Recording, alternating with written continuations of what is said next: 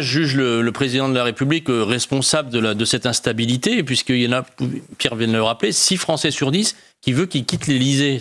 Ça vous interpelle pas ? Mais attendez, qui a mis ça dans l'air du moment ? C'est-à-dire quand vous avez la plupart des responsables politiques d'opposition, de manière très claire avec la France insoumise, de manière plus insidieuse avec le Rassemblement national, qui appellent le président de la République à ne pas finir son mandat ou qui prédisent qu'il ne pourra pas finir son mandat, à un moment, ça infuse dans l'air qu'à un moment, oui, le président de la République pourrait partir. Non, le président de la République, il est légitime. Il a été élu. Il l'a redit. Et il a été réélu par les Français.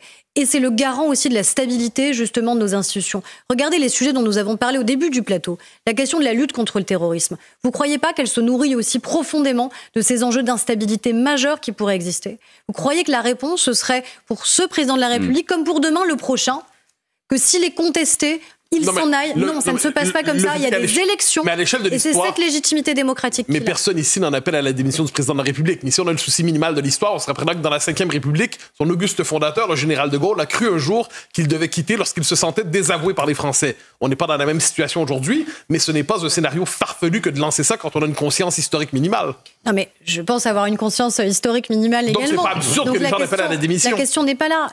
Mais c'est leur rôle politique. Très bien, ils font de la politique et ils ont évidemment le droit de le faire, ce sont des responsables politiques. Moi, je considère que c'est irresponsable d'en appeler à cela au regard des défis qui sont les nôtres. Quand vous avez le retour de la guerre sur le continent européen, quand vous avez la déstabilisation qui est la nôtre au Proche et au Moyen-Orient, quand vous avez besoin d'avoir une stabilité mondiale... Est-ce que c'est irresponsable ou est-ce que c'est impossible ? Je pense les deux. Mais donc, il n'y a pas de démission possible. Mais pourquoi démissionnerait-il ? Je vous pose la question. Pourquoi ça réglerait quoi ? Pourquoi est-ce qu'il ne démissionnerait pas ? Est-ce que ça changerait la configuration de l'Assemblée nationale ? Non, parce que de toute façon, une nouvelle dissolution ne pourrait pas être prononcée immédiatement.